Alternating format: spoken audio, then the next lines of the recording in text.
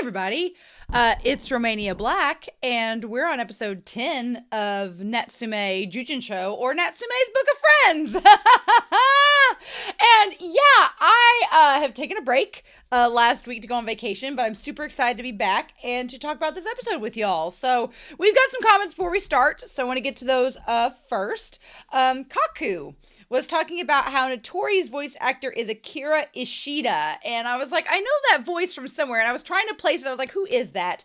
And it is the same voice actor as Fyodor from Bungo Stray Dogs, Kagari from Psycho Pass, Gaara from Naruto, as well as Noe from Case Study of Vanitas, and then also Kaoru from Neon Genesis Evangelion. So, like, top tier voice actor. I hope that Notori comes back after last episode because I really liked his character. I liked the resolution that we had with him and Natsume, so I hope that that opens the doors up for him to come back and be a repeat character. That would be really awesome, and plus the concept of exorcists in this world could be very helpful and interesting moving forward, so I think that's a really cool prospect. Seppi talks about a couple of things. I thought these are really good to note as well. They talked about, one, back in episode 2 with the abandoned shrine, in episode 4 with the old schoolhouse, and then with the railway station episode 5, there's this concept of abandoned places and abandoned things, because then we see the fox in episode 7 pick up the little hat and claim it as his own. It's kind of like the concept of one man's trash is another yokai's treasure. Kind of, because it talks about how the humans in this world abandon things and they just leave them, and the yokai kind of come back up and reclaim them and find them precious or treasure them. And I thought that was really cool. We've seen that happen throughout this series, so I like that thematically. I hadn't thought about that all weaving together as a theme for this season, but it seems to be, so thank you, Seppi, for pointing that out. Seppi also talks about, and I thought this was really cool too, in that they were describing their comment for episode 7, that humans often, you know, they care about each other, and we care about one another, but we also do things for recognition and acknowledgement, right? And giving credit where credit's due. And so they talked about how the fox was talking about, I don't want to be useless. The fox spirit was like, I don't want to be useless. I want to be recognized and be useful to somebody. And then they end up being that way towards Natsume. But Natsume, essentially, according to Seppi, as they pointed out, which I thought was really clever, you know, Natsume initially took on the role of giving all the yokai their names back because he said he had unfinished business with his grandmother. He wanted to finish what she started. But in the same vein, Seppi kind of points out that Natsume kind of wants recognition as well and wants to be useful. And this is a way for them to be useful. And we've seen these last couple of episodes that that's something that is very high in his regard. So I thought that was so cool to point out. I hadn't thought of it like that. And that kind of perspective and the way that Seppi wrote it in that comment, I was like, this is so fascinating. And so I'm glad that y'all are pointing out things like that in the comments. I think that's really cool. But yeah, so I'm super excited to dive in and see what we get. Before we start, I want to real quick give a special shout out to our philanthropy tier over on Patreon to thank them for all of their support and everything that they do. So I want to give a special shout out to Alex Cornejo, to Anime Annie, to Be Happy, to Bryant Reed, to Dana, to Danger Zone, to Destiny Marie, to Devorin, to Danny Donmai, to Ichu, to Eric, to Kiri, to El Freya, to Lyndon, to Ghostly Turnip, to Fisho, as well as Matthew Palfinier, Murphew, Nicholas, Nameless Monster, Sunspots, Trails, Shimoyama, and Translucent Men. Thank you all so much for your continued support, and for all the supporters on Patreon and YouTube. I really appreciate it. All of my love. So yeah. So I'm excited to see what this episode brings. Everything's been very episodic, but it's been kind of, as you all have noticed in the comments, been building on a theme. So Natsume gaining recognition, being useful, developing relationships with the yokai, how those things are getting more complicated. I have a feeling we have like 6 seasons of this. It's only gonna get more and more complicated, but that's okay. So we're not gonna waste any more time. I got back from my vacation today, and I told the moderators, I was like, hey, if you get a chance, can you check the comments for last week's episode? Because I kind of want to sit down tonight. I'm back from vacation. I want to watch Natsume. So, we're going to start episode 10 of Natsume's Book of Friends. And we're going to do that here in 3, 2, 1, and let's do it to it.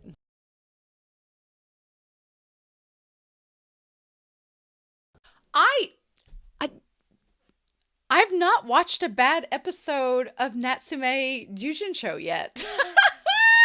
This season is so damn solid, and here's the thing: I could see some people maybe being like, well, is there a through thread? Is there like, it's not really a continuous plot? Like, here's the thing: the funny thing about it is Natsume is always dangling from cliffs or falling off of cliffs like every episode, but there's never a cliffhanger.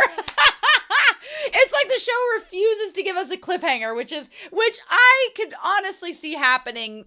Now that this is episode 10, we have, according to my anime list, there are 13 episodes this season. So we have 11, 12, and 13 left. I could see episode 12 maybe being cliffhanger leading into episode 13, or I could see maybe next episode leading into episode 12, it could be a 3-parter. We don't know. We've not had a cliffhanger yet, so it could very much happen in the near future. But I honestly, each episode, I was talking about it in the ED, they're just so perfect on their own, and you feel like it feels like a little macaron. You feel like you got a little macaron, and you just eat it, and you're like, that was enough. That satisfied me. I've got my dessert. I'm good. I'm not going to overindulge, and I'll just have one a day. And you feel like, you could binge the series if you wanted to, or you could have one a day and feel like, and you don't feel guilty, right? There are some shows where you just start watching and they just start to snowball and you feel like you have to keep watching. This show feels like I could have my one Natsume a day, be good. Doctor says apple a day, doctor says Natsume a day, and we're great. I feel like I could do that and be satisfied. And at the same time, the Brelly-san and Asagi, I could watch a whole series about them. And so you're just kind of like, you're left with this show that's so good, but it reminds me a lot of Monster. I was trying to bring this up in the ED too, the series Monster, and I won't spoil anything with Monster for you. It is a very different show with a very different tone. So it is not, sunshine and rainbows and heartbreak like Natsume. It might be similar in the heartbreak realm. But my point with that show is, in it, there are it's like a 74 episode show, so it's very long. And there are frequently episodes where you just meet a character for that episode. And that's the only episode you have that character in. But damn it, you'll remember that character because of how good they were written and how well they interacted with the characters. And so I feel like Natsume is very similar in regards to its character work. It gives you these characters that are very dynamic, that stand out, that you remember, and then they go along their way and you're like, the episode with Hotaru, the episode with the fox spirit, and now we have Asagi and Brelly-san to add to the mix, right? But I loved it. At first I wondered why they focused on this little patch of moonlight, but then we find out the moonlight is, the Cotto playing and letting Asagi's spirit go. This episode had a lot of references to other things that I thought were hilarious. So Natsume, like on the bridge, seeing the umbrella flying away. Can we talk about the two guys, the two friends? Can we talk about them? I feel like this show at this point, this show is shipping those two men. It is shipping them hardcore. And it's not hiding it. It's definitely not hiding the sexuality of at least one of them. We'll talk about that. But Natsume sees the umbrella, right? And he says that one thing that he regrets is the fact that he can see spirits. Natsume's like, I'm not telling anybody that I can see spirits yet. And I'm like, well, you're not doing a very good job of hiding it. How these two dimwits have not figured it out yet is beyond me. But these two himbos haven't connected the dots. Fine. Tanema, you might as well tell him. He can see spirits. He kind of halfway knows what's going on. He at least sees shadows. So why not just tell him that you can see spirits? Sasada would love for you to tell her that you can see spirits so she can start an occult club. So it's Natsume's choice. He can do what he wants. But he's just like, yeah, I'm keeping it a secret. I'm like, not very well. And so then, like he's saying, he sees the umbrella. And if I was Natsume in his predicament, and I saw something that just seemed a little bit out of the ordinary, I maybe wouldn't say anything about it until I confirmed if it was the spirit. And then I'd bring it up and act like I had never, like if you'd seen that umbrella for the last 20 minutes, but you weren't sure it was a spirit, I would maybe just like try to figure that out first. And then if it wasn't, be like, oh my God, guys, did you see that umbrella? And, backtrack. But Natsume is a pure innocent soul, whatnot. I don't understand. The one guy, is it Kinomoto? He's very serious. And the other one is literally a Labrador. I'm gonna take a photo of him looking just so doughy-eyed. He's literally a Labrador that I would take home, a stray puppy, whereas Kinomoto is the more reserved one. But I honestly cannot get over his facial expressions. He's like, where? And they're looking around. I cannot with y'all. I oh my God. I also like that Natsume is really serious about his strawberry milk. It's a very serious thing. But yeah, the umbrella falls and Natsume is like, okay, they can't see it. And oh my God, the two of them where the one guy's just got his mouth open looking around. I cannot. He looked like a magic carp that was just fluttering above the surface waiting for food to be given to him. And then I like that as that Natsume's gone, they're like, okay, bye. The two of us are going off to school together or to make out beyond this cliff. Well, who knows?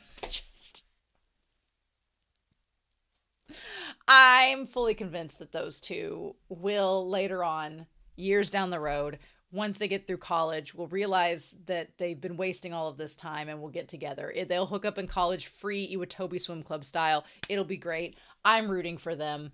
But in any case, Natsume picks a fight with Brelly-san, who just pops out of the umbrella. Brelly-san's design is terrifying. Not as scary as the freaking mask spirit that nearly like launches him off a cliff, but his design is just absolutely terrifying. And Natsume is a brave soul for just being like, holy shit, what do we do here? He's absolutely terrifying. Also, he spills his Nestle Quick, and that is unforgivable. I love that Madara, which by the way, Madara is getting fatter by the episode. He's getting fatter and fatter. I don't know if the season is going to do anything with that, if it's going to be a plot point where Madara just keeps getting bigger and bigger, and then like maybe he gets too big for the cat body and they're like, you're gonna have to lose some weight, Rocky style. I don't know how they're gonna resolve this, but Madara has been growing in size and they've been kind of making note of it the last several episodes, so I feel like there's gonna be a plot point with that before the end of the season. Or maybe it'll just be a punchline. But when he looked over with the fish and saw Brelly-san, he was like, I thought he was just gonna take that fish and just keep walking. But he didn't. He didn't. But I was like, bitch. I just love that he looks over like, Natsume, what was this riffraff you found now? What's going on here? I honestly have like an old bamboo umbrella that's kind of like torn up. It's not in the greatest of shape. It was given to me. If I wanted to do a cosplay as Brelly-san, would not be very hard. And so yeah, I like the Natsume's, as Madara headbutts everyone to get them depossessed, Natsume's go-to move to fight yokai is just punching them in the face. I also love that he throws the fish bones at Natsume. Natsume just sits there like, why did I expect anything less? But yeah, he's like, I failed. Not bad for a human. And I love that he's trying to protect, now, Brelly-san's name is Akagane. And then Asagi is in the little gourd. If you don't know what I was referring to in the reaction, there is a character named Banyu in Heaven Official's Blessing and a character named Peisu, and that's all I'll say. Go read that story for yourself, but if you know, you know. It seemed to fit the reference. But yeah, honestly, Brelly-san being the one that he's in love with her and he just wants to protect her and he wants to free her spirit and he thinks if he brings her back to the guy that took her in, it'll be okay. And then at the end, she wants to like sing the song to him. I'm like, this is like Notebook level of romance. And I'm just like, I'd watch a whole movie of their love story. Like it was just, one episode wasn't enough. I needed more. But they look like they're going to be out of the picture for a while. So now, Madara, who knows all of the things, he knows all the hot gossip about all the yokai, says he's heard of a beautiful Koto player named Asagi. She lived in Isodzuki, a legendary place where the nobles gather. So this one noble that's named like Misu-sama or whatever, Yeah, he basically invites all of the impressive, talented, noble yokai to come and be part of his little club, his entourage. And she does, and she's happy there. But then one day, like, something affects her, and she starts, like, we'll talk about the dream sequence, because that was genuinely kind of like some body horror that I was like, oh no. But we'll talk about that and the whole thing of possession and all that. But whenever they talked about later on in the episode where Brelly-san mentioned that her skin had cracked and her bones had turned to dust, all I could think of was like Spirited Away with like Kaku and the Hokaku River, where the river dried up and so the spirit like was lost and didn't know where to go. So I was like, is that what happened to her? Did like wherever she's from, did it like get renovated or dry up or no longer be used? And so she like no longer had her body anymore, but she'd been hanging out with this guy playing the Koto, so she didn't notice that her home was being destroyed. Was that the case? I thought that was interesting. She took ill and she can't play her Koto anymore, and she's being sent back to her village. She's not invited. And the thing about Brelly-san is he's such a himbo. He is. He's like he's a big old lug. He's a big old simple himbo, but damn it, he means well, and he's nice, and he did all of this just for her, because he loves her. And it's like, well, dang it, Brelly-san, you won me over. You know, you're not my type normally, but that himbo charm, it was so cute. And then Natsume feels bad for her. You can see that in the panel, like in the screenshot. He's like, oh, damn. But then the moment that Brelly-san's like, let her have your body, he's like, now hold on a second. We didn't agree to this. And I think that there's a really strong and interesting case for consent in this episode that's brought up. So when Brelly-san tries to like get Natsume's body and claim it, Madara's like, how dare you? Don't you dare. What'd you call me? And he looks back, and I like that Madara, one, gets called a tanuki, a raccoon, a Japanese raccoon. Similar, I know they're different, but he gets called a tanuki and he gets offended. But I love that he looks to the statue next to them in the shrine. He's like, don't laugh, statue boy! Like the statue, he's like, don't you laugh at me! Like there's a spirit inside the statue. That's freaking hilarious. I love it. So anyway, Natsume, feels bad for the yokai. He's like, yes, some of them eat humans. They try to possess them, but then others have these really sad stories. And he's like, I can't help but feel kind of pity for him because, it sucks to be them. And then that's when there's a lot of little creepy imagery. And one was like Brelly-san like sleeping over him. He basically gives Asagi into Natsume's body. And I love that Madara's like, look at your hair and eyes. It's very weird. I feel like it's very odd that when they possess you, it kind of changes you to look sort of like them, but it's off and on. So if you don't see spirits, you probably couldn't tell it with Natsume. And then if you can see spirits, it would be very noticeable. But I don't know. Natsume pulls off he looks like Yuki from Fruits Basket. Is what he looks like. He pulls off the look really good. And he's like, oh my God, what's happening? And then Madara, I like Madara as such a troll. He doesn't immediately explain that he's been possessed. He's just like, I don't know what happened to you. Can we talk about the going to school scene though? Can we talk about it? So anyway, the one guy, not the Labrador best friend, but the other guy, he slaps Natsume, and Natsume falls forward. And then the sparkles happen. And he's like, oh, good morning to you. Here's the thing. Later on with Tanuma, when this same scene happens, Natsume looks like a woman. And Tanuma, who we questioned a few episodes ago if he was into women or not, he's just like, oh, well, you looked like a girl. So, which you can question a lot of things. That doesn't necessarily mean that Tanuma's into girls, but he felt like, oh, you looked like a girl today. You looked more feminine. I'm kind of into that. So, you can make all sorts of assumptions that you want to about Tanuma. Is he heterosexual? Is he not? Is he bisexual? What's the deal? What's happening? But let it be known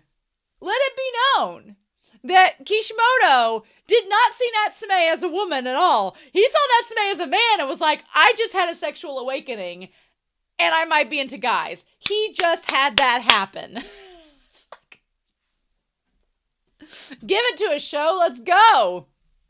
I was living for this scene. And Natsume's like, oh, don't freak me out like that. I thought I had the wrong person. I'm like, who were you expecting it to be? And then he goes to school and Tanuma, and the moment that Tanuma like has his like hand on his shoulder and lets it linger there for another 2 seconds too long, I was like, Tanuma's been dropping all these hints to Natsume and Natsume ain't picking it up. He's just like, oh, hey, friend. And Tanuma's like, is that all we are? And then he sees him on the staircase and Natsume's like, oh, hi, I'm sparkling. I don't know if in this moment, also Natsume looks a lot like Reiko when he turns around. Again, I don't know if Tanuma's having a bisexual awakening. I don't know if if this is proof that he only likes girls. Don't know. But in that moment, the other guy was like, what the fudge is happening? He was seeing the sparkles too. I'm a little bit concerned now that Tanuma and Kishimoto might have a thing for Natsume, but we'll see where that goes. Meanwhile, and I like Tanuma's just like, he's like, oh, for a second you look like a girl. Sorry, I'm seeing things. Sorry, I don't know what happened there for a second. So then, yeah, Natsume goes to class and he's trying to figure out what's going on. I love the idea of Brelly-san being like on his desk and explaining what happened. And he's like, you guys fused nicely. This is great. And Natsume is like, I didn't ask for this. And so he realizes what happened. And that's when Asagi's like, hey, sorry, the guy that's been protecting me is kind of a himbo and he thought this was a solution, but I didn't mean to like be a barge in. I like that a big portion of this episode is about consent and about, you know, whether it's okay to like invade a body and invade a space, because there is in this series a very subtle but distinct like sensual sexuality that is present there. And I'm not just talking about the BL shipping that I'm doing in that previous scene, but there is something really sensual and intimate, especially about like the yokai, the way their hands touch, the way that they like position themselves is very sexual, but it's not done in a sleazy way. It's done in a very intimate and romantic and kind of just very personal way. But like when Asagi like possesses Natsume, it's very, very like the position of it is sexual. And there's this concept of Natsume saying, okay, at first Natsume didn't have consent. He didn't give consent for his body to be used by Asagi. It was forced upon him. And Natsume is really nice, so he lets it happen. And Asagi's like, I didn't mean to let this happen. And they kind of communicate and we're like, you didn't mean for this. I didn't mean for this. Sorry about this. But, you know, we need to stay together for now and be joined because it's just, you know, it's mutually beneficial for both of us, or at least for Asagi. And then at the end, when Natsume's like, no, I'll let you use my body to play the Cotto, because he realizes that Brelly-san loves her and he wants to like let them have this moment, and it becomes Ghost, the Patrick Swayze movie from the 90s. I was like, oh, are we gonna play Unchained Melody? Are we about to have Whoopi Goldberg step in here? Is there gonna be some like pottery making going on in this scene? Thankfully not. Because I was not quite ready for Natsume and Brelly-san to have a moment. I was like, ooh, I don't know about that. But I do think it's very important that Natsume gives consent to let Asagi use his body. And that kind of ties into her being able to pass on because it was voluntary and it was consensual. I thought that was really well done. I was thinking we were about to have a Demi Moore, Patrick Swayze moment, but I'm glad that didn't happen. And I like that Natsume, you know, I think Natsume from long ago would have, you know, been very bitter about the idea of a yokai possessing him, but the way that he's grown so far as a character, he now like empathizes a lot more with the yokai, so he's okay with it. He's like, well, you didn't try to force yourself on me, it was your himbo boyfriend, we'll work this out. And I like that there is the caveat that one way to get the ghosts out of Natsume if they try to possess him is for Madara to headbutt him. That is proven strategy number one. But Natsume is like, I really don't want a concussion. So if you could find some other way, that'd be great. And the other way is to grant her wish. And then she'll leave on her own. And Brelly-san's like, yes, I'm going to take her. He's like, I like the idea here that he not only explains, he's like, here's what she wants. She wants to play the Cotto one more time. I want to fulfill that wish for her. Here's the step-by-step of how we can make that happen. But then we talk about the names, okay? Brelly-san's name is not in the Book of Friends. Neither is Asagi. If you notice, we've kind of been getting a little bit more and more away from the Book of Friends. We're talking more about yokai that aren't necessarily associated with the Book of Friends. I don't know if that is intentional, if it's meant to be like, one, to show us that the Book of Friends are not the only yokai around. We're going to explore more of that. Or if, two, it's trying to make us forget about the Book of Friends, and then there's going to be a plot point at the end of the season with the Book of Friends and that blue-haired character that we haven't met yet in the OP. They're the only one in the OP we've not met yet, and it's the blue-haired yokai, if they're going to be tied to it in the season finale. I won't be surprised if that happens, but I don't know the context. We'll get to it, with next episode maybe. But I like the idea that Brelly-san, one, doesn't want to give Natsume his name. He's like, no, I'm not giving you my name. I'm not telling you it. He finds out anyway. But two, I kind of like this idea that Natsume is meeting other yokai and befriending them, but not putting their names in the book. He's befriending them without the book, which I think is really cool. And I like that. So I feel like that's all going to come back later on, right?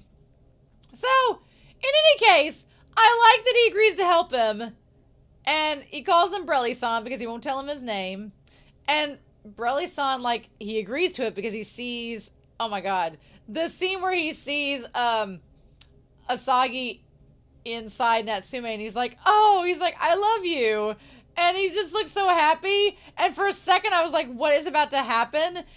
I'm glad Madara broke it up and said it was creepy, because it was a wee bit creepy. Just a little bit. And Natsume, there were several moments in this episode where Natsume sounded a lot like Levi from Attack on Titan. A lot like him.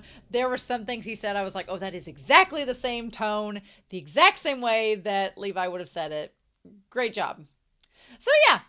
So Madara breaks up the little romantic moment and he goes out to catch a fish. And at first I was like, how does catching a fish have anything to do with making a Cotto? But it's kind of like a catfish. Catfish have whiskers. And this carp is kind of similar to that, where they have the really fine whiskers coming off, and that's what they use to make the strings. That all makes sense. I like that.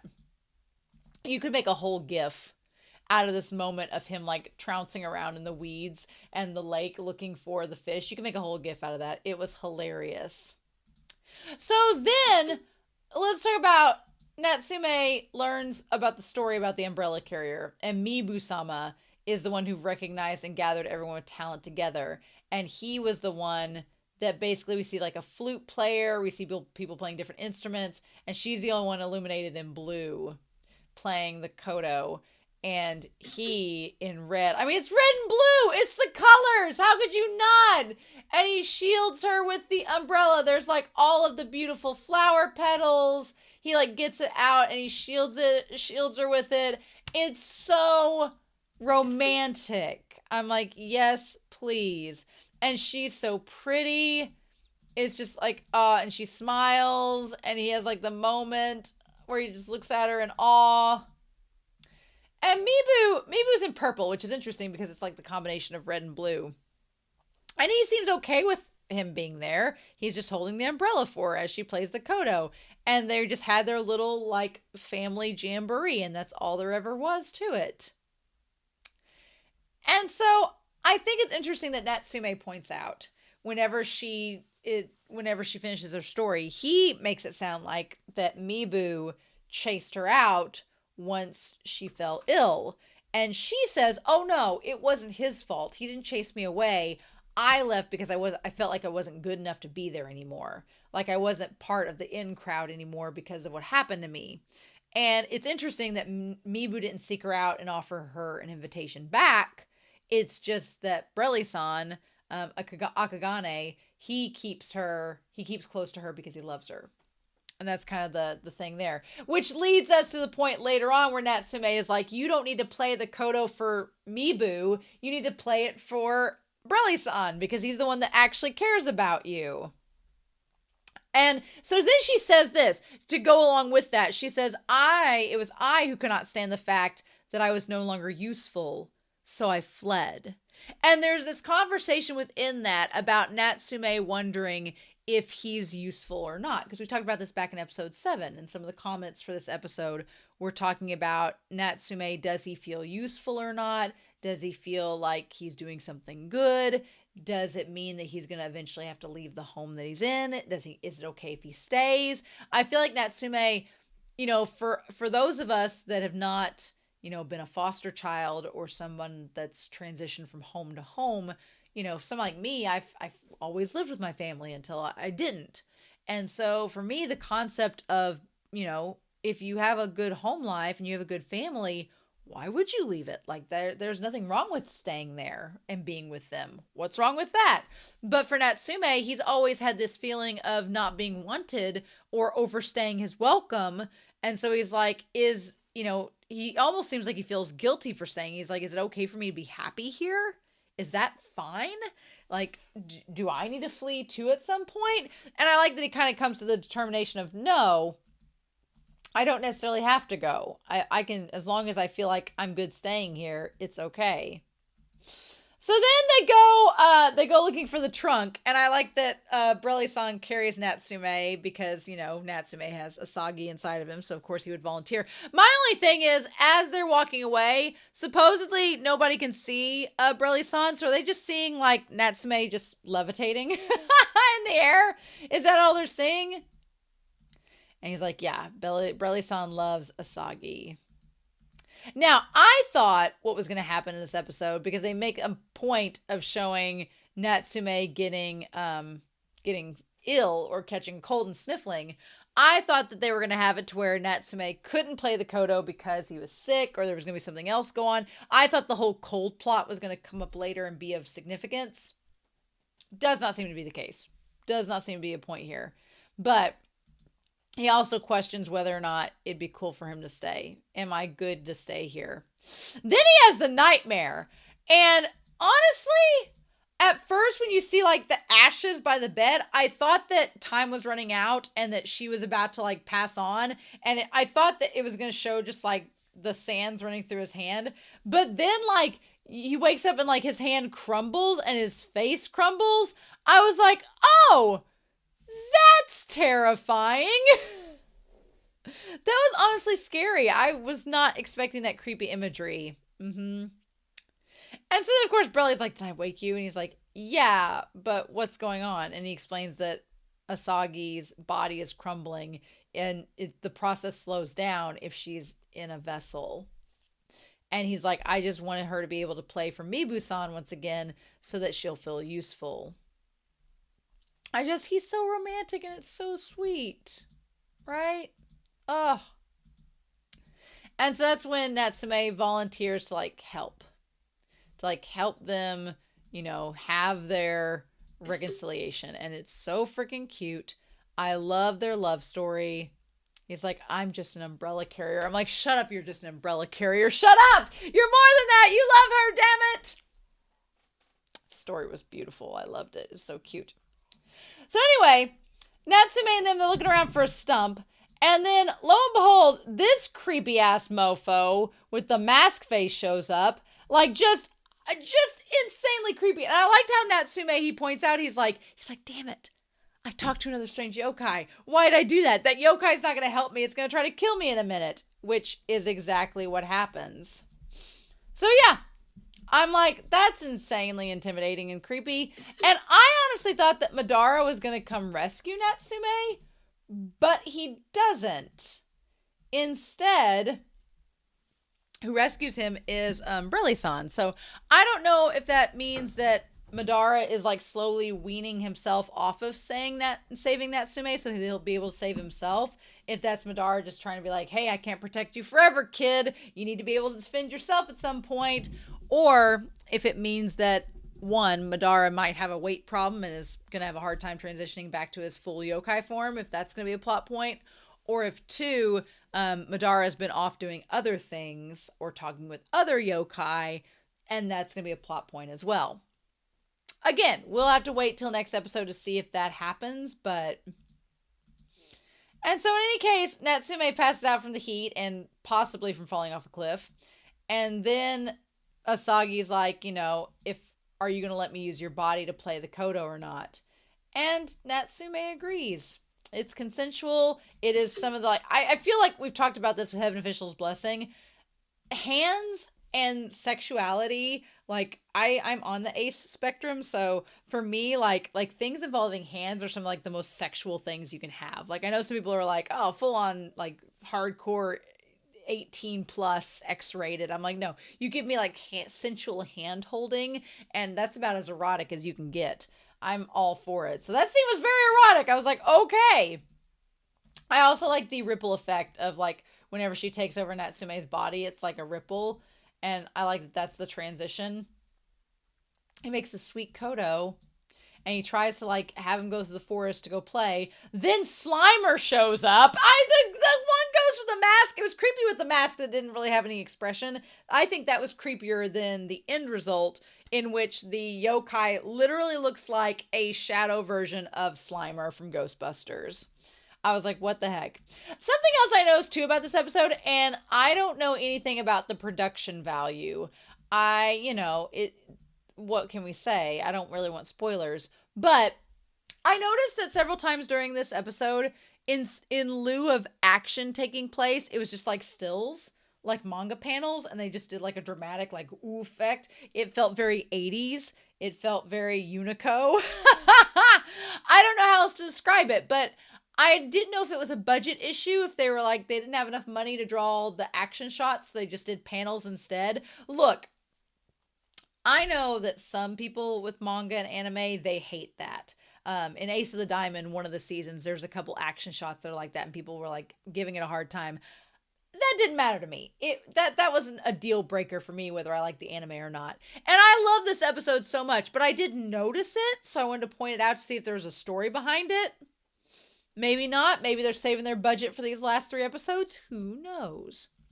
But in any case, Natsume's like, look, he lets Asagi take over, and she's like, I'm going to play this Cotto one last time, but I want it to be for my beloved and gentle friend, for you. And I'm like, that's so sweet. I like that her scar on her cheek is in the same place as his eye is missing. And then we see Natsume play in the moonlight.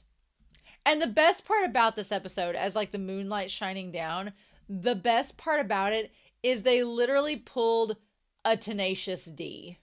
And if you don't know what I'm talking about, there's a band called Tenacious D, and they do a song called Tribute.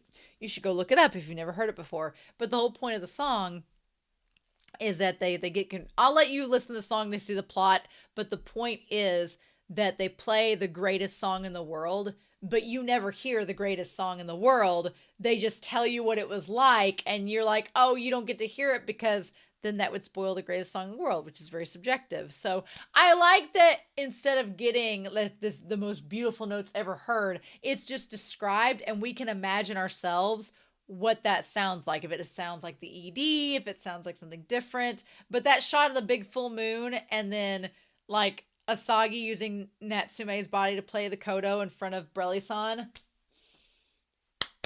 It was incredible, and I loved it. It was amazing. Love that. And then he ends up he's going to take her body to rest. She was able to fulfill her wish. It's great. And he's like, well, I'll see you again. And I like that Brelly-san and Natsume become friends. I really like that. I like that there's a chance we'll see him again, too. That's really cute. And then, of course, Madara's like, well, I'm hungry. He's getting fatter by the day. Huh. So then he asks Madara, being like, has there ever been a place you never wanted to leave? And Madara instantly brushes it off, being like, as if I would need a place like that. And Natsume's like, yeah, no, I get what you're saying. He's like, yeah, same here, sensei. And then I love that he's like, I think anyway. And then he like gives Madara a hug, and Madara's like, what are you doing? What's this love and friendship? So sweet! So stinking sweet! It's so cute! I love it to pieces. It was so nice. And he got a sweet ass Cotto out of it. Even if he can't play it, he has a memento. Oh, I liked the little, the tuners look kind of like a dragonfly on it. That's really, really sweet. What a great episode. I have no complaints. There is no lie. It's just so freaking good. And I want to go rewatch it now. Because because I want to go back and rewatch it. And rewatch the scenes with Brelly-san and Asagi because their romance is so cute. I love it to pieces. We all deserve a Brelly-san in our life. We deserve a man. Again, Heaven Official's blessing. Go read it. We deserve a man that will shield you with a damn big red umbrella. That is for damn sure. Yes! Anyway, I love this episode so much. It was so freaking good. I'm excited to hear your comments about it down below, but I hope you all have a wonderful week. Please stay safe, take care, and yeah, I'll be back next week with more of Natsume's Book of Friends. Bye!